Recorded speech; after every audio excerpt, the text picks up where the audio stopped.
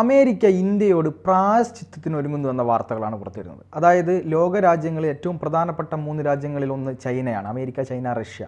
ഈ ചൈനയെ വളർത്തി വലുതാക്കിയതും അവിടെ കൂടെ നിക്ഷേപങ്ങളൊക്കെ നടത്തിയത് അമേരിക്കയാണ്. പക്ഷേ അമേരിക്ക ഇപ്പോൾ പതുക്കെ ചൈനയുടെ ഒരു നിലപാടിനോടൊക്കെ മാറ്റം വന്ന് ട്രംപൊക്കെ അധികാരത്തിൽ വന്ന് ഇന്ത്യ അമേരിക്കയുടെ അടുത്ത സുഹൃത്താണ്.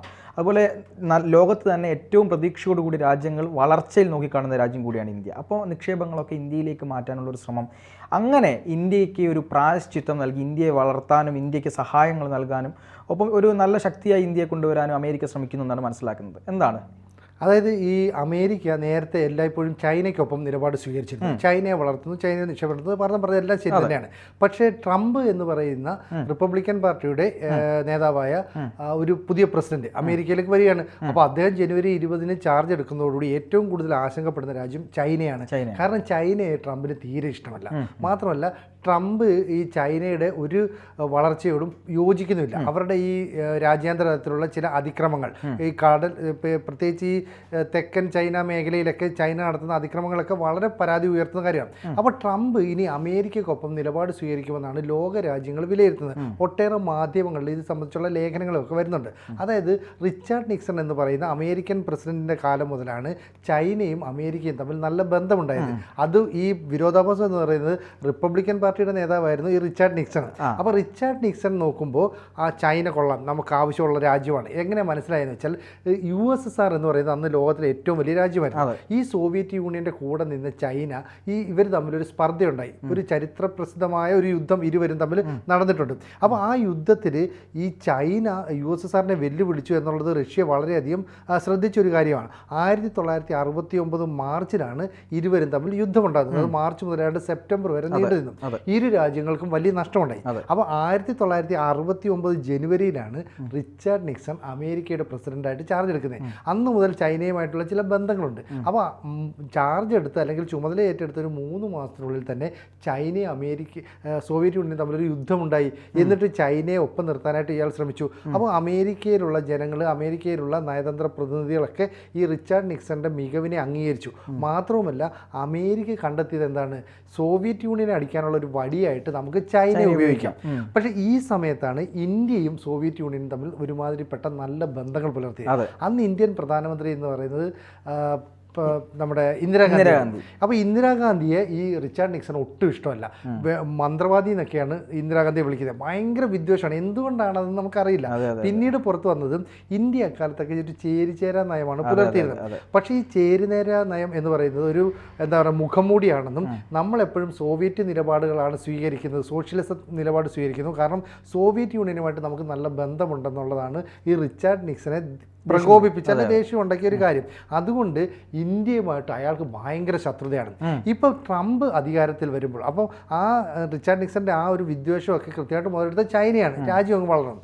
അതേപോലെ തന്നെ ഡൊണാൾഡ് ട്രംപ് എന്ന് പറയുന്ന റിപ്പബ്ലിക്കൻ പാർട്ടിയുടെ മറ്റൊരു നേതാവ് ഇപ്പോൾ അമേരിക്കൻ പ്രസിഡന്റായി വരുമ്പോൾ അദ്ദേഹം ഏറ്റവും കൂടുതൽ പിന്തുണ നൽകുന്നത് ഇപ്പോഴത്തെ ഇന്ത്യയുടെ പ്രധാനമന്ത്രിയായ നരേന്ദ്രമോദിക്കാണ്. അപ്പോൾ ഇന്ത്യയുമായി കൂടുതൽ ബന്ധങ്ങൾ പുലർത്താനും കൂടുതൽ നിക്ഷേപങ്ങളൊക്കെ വരുത്താനും സഹായിക്കുന്ന ഒരു വ്യക്തിയാണ് ഈ ട്രംപ്. മാത്രമല്ല ട്രംപ് ഇപ്പം തൻ്റെ ഓരോരോ അധികാര കേന്ദ്രങ്ങൾ ഓരോരുത്തരെ നിയമിക്കുന്നുണ്ട്. ഇപ്പം ഈ ഫ്ലോറിഡയിൽ നിന്നുള്ള കോൺഗ്രസ് നേതാവായ മൈക്ക് വിൽസനെയാണ് ഇപ്പോൾ ദേശീയ സുരക്ഷാ ഉപദേഷ്ടാവായിട്ട് നിയമിക്കുന്നത്. അപ്പോൾ ഈ മൈക്ക് വാൾസിൻ്റെ ഒരു പ്രത്യേകത എന്ന് പറഞ്ഞാൽ അയാൾ ഭയങ്കര ചൈന വിരോധിയാണ്, ഒപ്പം ഇന്ത്യയുടെ സപ്പോർട്ടറുമാണ്. അപ്പോൾ ഇന്ത്യക്കൊപ്പം നിൽക്കുന്ന ട്രംപ് അതേപോലെയുള്ള ഒരു ദേശീയ സുരക്ഷാ ഉപദേഷ്ടാവിനെ നിയമിക്കുന്നു. അയാൾ ചൈനയ്ക്കെതിരായിട്ട് എപ്പോഴും നിലപാട് സ്വീകരിക്കും. അതുകൊണ്ടാണ് നേരത്തെ പറഞ്ഞ ഈ റിച്ചാർഡ് നിക്സന്റെ കാലത്ത് എങ്ങനെയാണോ ചൈനയുടെ അടുത്ത് നിലപാട് അമേരിക്ക സ്വീകരിച്ചത്, അതിന് തുല്യമായിട്ട് ഈ ട്രംപിൻ്റെ കാലത്ത് ഇന്ത്യക്ക് അനുകൂലമായ നിലപാട് വരുന്നു. പക്ഷേ ഇത് ഒരു സുവർണാവസരമാണ്. ഈ ഗോൾഡൻ ഓപ്പർച്യൂണിറ്റിയെ നമ്മൾ എങ്ങനെ വിനിയോഗിക്കുന്നു എന്നതിൻ്റെ അടിസ്ഥാനത്തിലായിരിക്കും നമ്മുടെ രാജ്യം വികസിക്കുന്നത്. ഇപ്പോൾ ഞാൻ നേരത്തെ സൂചിപ്പിച്ചതുപോലെ 1969 ഈ റിച്ചാർഡ് നിക്സൺ പ്രസിഡന്റായിട്ട് വന്നു കഴിഞ്ഞതോടുകൂടി USSRുമായി ചേർന്ന് നിൽക്കുന്ന ആളാണ് ഇന്ത്യക്കാർ, അല്ലെങ്കിൽ അങ്ങനെയുള്ള പ്രധാനമന്ത്രിയാണ് ഇന്ദിരാഗാന്ധി എന്നത് വെച്ചുകൊണ്ട് തന്നെ ഇന്ത്യക്ക് മേൽ ഉപരോധങ്ങൾ ഏർപ്പെടുത്തുന്നു, ഇന്ത്യക്ക് മേൽ സമ്മർദ്ദങ്ങൾ ഏർപ്പെടുത്തുന്നു. ആകെപ്പാടെ ഇന്ത്യയെ ഒരു ശത്രുപക്ഷത്താണ് കണ്ടുകൊണ്ടിരുന്നത്. ഇപ്പോൾ USSR USSR പതുക്കെ ഈ ചൈനയിൽ നിന്ന് പിന്നീട് അങ്ങ് അകലുകയാണ് ചെയ്തത്. 1970 ഈ ചൈന എന്ന് പറയുന്ന ഒരു രാജ്യത്തെ ലോകത്തിന് മുന്നിൽ അവതരിപ്പിക്കുന്നത് തന്നെ അമേരിക്കയാണ്. ഇങ്ങനെ ഒരു രാജ്യമുണ്ട്, ഇത് വലിയ ശക്തിയാണ്. കാരണം എന്താ, USSRുമായിട്ട് പോരാടി അവരൊന്ന് ഫൈറ്റ് ചെയ്തു, ഇരു രാജ്യങ്ങൾക്ക് നഷ്ടമുണ്ടായി. മാത്രമല്ല, എന്നെങ്കിലും ഒരു കാലത്ത് സോവിയറ്റ് യൂണിയനെതിരെ ഉപയോഗിക്കാനുള്ള ഒരു വടിയായിട്ടും ഇവർ ചൈനയെ കാണുകയാണ്. ഇപ്പോൾ 1912 വരെ ചൈനയിൽ രാജഭരണം നിലനിന്നെ, ദീർഘകാലമായിട്ട് രാജഭരണമായിരുന്നു. അതിനുശേഷം അവിടെ സോഷ്യലിസ്റ്റ് അല്ലെങ്കിൽ എന്താ പറയുക കമ്മ്യൂണിസം ഒക്കെ വരാനായിട്ട് ശ്രമിക്കും. അങ്ങനെ മാവോ വരുന്നതിന് തൊട്ട് മുമ്പ് റിപ്പബ്ലിക് ഓഫ് ചൈന എന്ന് പറയുന്ന ഒരു രീതിയിലായിരുന്നു അവർ നിലകൊണ്ടിരുന്നത്. അപ്പോൾ റിപ്പബ്ലിക് ഓഫ് ചൈന കുറേ കാലമായി ഇങ്ങനെ മുന്നോട്ട് പോകുന്നതിൻ്റെ ഇടയിലാണ് മാവോയുടെ നേതൃത്വത്തിൽ വിപ്ലവം വരുന്നത്. വിപ്ലവം വന്ന് 1949 ആയപ്പോഴേക്കും ഈ ചൈനയിൽ വിപ്ലവം വിജയിക്കുകയും പീപ്പിൾസ് റിപ്പബ്ലിക് ഓഫ് ചൈന എന്ന പേര് സ്വീകരിക്കുകയും ചെയ്തു. അപ്പോൾ അതിനിടയിൽ ഈ രണ്ടാം ലോക മഹായുദ്ധം ഉണ്ടായിരുന്നു. അപ്പോൾ രണ്ടാം ലോക മഹായുദ്ധം ഉണ്ടായപ്പോൾ ചൈന ഈ വിജയിച്ച പക്ഷത്തായിരുന്നു. അപ്പം വിജയിച്ച രാജ്യങ്ങളുടെ പക്ഷത്ത് ചൈന നിലകൊണ്ടു. അങ്ങനെ UN രൂപീകൃതമാകുന്നു. UN രൂപീകൃതമായപ്പോൾ ചൈനയ്ക്ക് അതിനകത്തൊരു സ്ഥിരാംഗത്വം കിട്ടുന്നു. അപ്പോൾ റിപ്പബ്ലിക് ഓഫ് ചൈനയ്ക്കാണ് ഈ സ്ഥിരാംഗത്വം കിട്ടുന്നത്. പക്ഷേ മാവോയുടെ നേതൃത്വത്തിൽ പിന്നീട് അവിടെ വിപ്ലവമൊക്കെ നടത്തിയിട്ട് പീപ്പിൾസ് റിപ്പബ്ലിക് ഓഫ് ചൈന എന്ന പേര് അവർ സ്വീകരിക്കുകയാണ്. അപ്പോൾ റിപ്പബ്ലിക് ഓഫ് ചൈന എന്ന പേരിൽ അവിടെ ഉണ്ടായിരുന്ന ആളുകൾ പേടിച്ച് ആ നാട് വിട്ടുപോവുകയാണ്. ചൈന വിട്ടിട്ട് തൊട്ടടുത്തുള്ള തൈവാനിലേക്ക് പോയി. അപ്പോൾ അവിടേക്ക് പോകുന്നത് ഈ റിപ്പബ്ലിക് ഓഫ് ചൈനയുടെ രാഷ്ട്രീയ രംഗത്തെ നേതാക്കൾ, പട്ടാള ഉദ്യോഗസ്ഥർ, സർക്കാർ ഉദ്യോഗസ്ഥർ, അവരെ അനുകൂലിക്കുന്ന ജനങ്ങൾ, ഇവരെല്ലാം തന്നെ അവിടുന്ന് പോയി. മാവോയുടെ നേതൃത്വത്തിലുള്ള സംഘം ഇവിടെ അങ്ങ് ശക്തമായി മാറി. കാരണം എന്താ, ഒരു കമ്മ്യൂണിസ്റ്റ് ഇരുമ്പ് മറ അവിടെ പതുക്കെ സൃഷ്ടിക്കപ്പെടുകയാണ്. ഇതോടുകൂടി ഈ റിപ്പബ്ലിക്കൻ പാർട്ടിയുടെ നേതാവായ റിച്ചാർഡ് നിക്സൺ ഇവരെ കൂടുതൽ അങ്ങ് ഇഷ്ടമാകുകയും ഇവരെ ചേർത്ത് നിർത്താനുള്ള നയങ്ങളൊക്കെ സ്വീകരിക്കുകയും ചെയ്തു. അപ്പോൾ മുൻകാല പ്രസിഡന്റുമാരൊക്കെ തുടർന്ന് ഒരു നയം തന്നെ ഈ റിച്ചാർഡ് നിക്സന്റെ കാലത്ത് കൂടി വന്നു എന്നുള്ളതേ ഉള്ളൂ. 1971 ആയപ്പോഴേക്കും ഇതിന് വേണ്ടിയിട്ട് ശക്തമായ ആവശ്യങ്ങളൊക്കെ ഈ പീപ്പിൾസ് റിപ്പബ്ലിക് ഓഫ് ചൈന ഉന്നയിച്ചു. എന്താ കാരണം എന്ന് വെച്ചാൽ, റിപ്പബ്ലിക് ഓഫ് ചൈനയുണ്ട്, പീപ്പിൾസ് റിപ്പബ്ലിക് ഓഫ് ചൈനയുണ്ട്. ഇതിലേതാണ് യഥാർത്ഥ ചൈന? അതൊരു പ്രശ്നമായി. അപ്പോൾ UN ഞങ്ങൾക്ക് അംഗീകാരം വേണമെന്ന് പറഞ്ഞ് ഇരു കൂട്ടരും അവകാശവാദം ഉന്നയിച്ചു. രണ്ട് കൂട്ടരെ എടുത്ത് പുറത്ത് കളഞ്ഞു.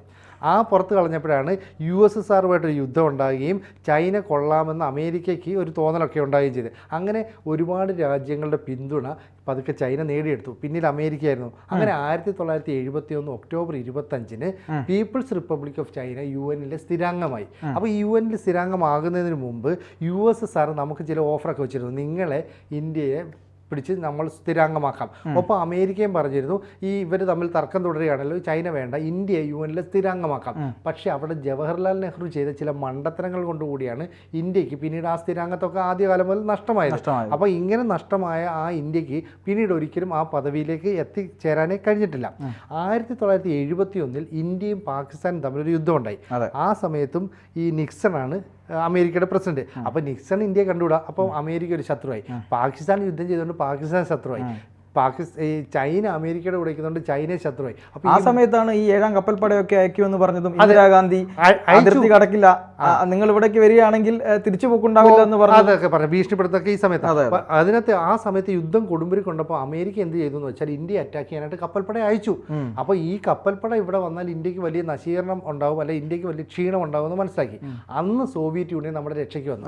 അവരുടെ സൈന്യത്തെ അയച്ച് ഈ കപ്പൽപ്പടയെ തടഞ്ഞു. അപ്പോൾ സോവിയറ്റ് യൂണിയൻ അന്ന് ആ കപ്പൽപ്പടയെ തടഞ്ഞതുകൊണ്ടാണ് ഇന്ത്യക്ക് നേരെ പാകിസ്ഥാന് വലിയ വിജയമൊന്നും ഉണ്ടാക്കാൻ കഴിയായിരുന്നത്. മാത്രമല്ല ഇന്ത്യക്ക് അതൊരു വലിയ നേട്ടമായി മാറി, പുതിയൊരു സൗഹൃദം കിട്ടുകയാണ്. അപ്പോൾ സോവിയറ്റ് യൂണിയനുമായി നമ്മൾ പുലർത്തിയിരുന്ന ആ ബന്ധത്തെ തുടർന്ന് സൈനിക ആവശ്യങ്ങൾക്ക് നമ്മളെ സോവിയറ്റ് യൂണിയൻ സഹായിച്ചു. ഇത് തന്നെയാണ് അമേരിക്ക അന്ന് മുതലും ചൊടിപ്പിച്ചത്. കാരണം ഇവർ ഈ ചേരിചേരാ നയം പറയുകയും ചെയ്യും, ഇപ്പുറത്ത് മാറി സോവിയറ്റ് യൂണിയൻ്റെ ആശയങ്ങൾ, സോവിയറ്റ് യൂണിയനെ പിന്തുണയ്ക്കുന്ന നിലപാടത്തൊക്കെ സ്വീകരിക്കുകയും ചെയ്യും. പക്ഷേ അത് നമുക്ക് ഗുണമാണ് ചെയ്തത്. അപ്പോൾ സോവിയറ്റ് യൂണിയൻ അന്ന് നമ്മളോട് സഹകരിച്ചുകൊണ്ട് തന്നെ ചൈനയും US-ഉമായിട്ടുള്ള ബന്ധം കൂടുതൽ ഊട്ടി ഉറപ്പിക്കപ്പെട്ടു.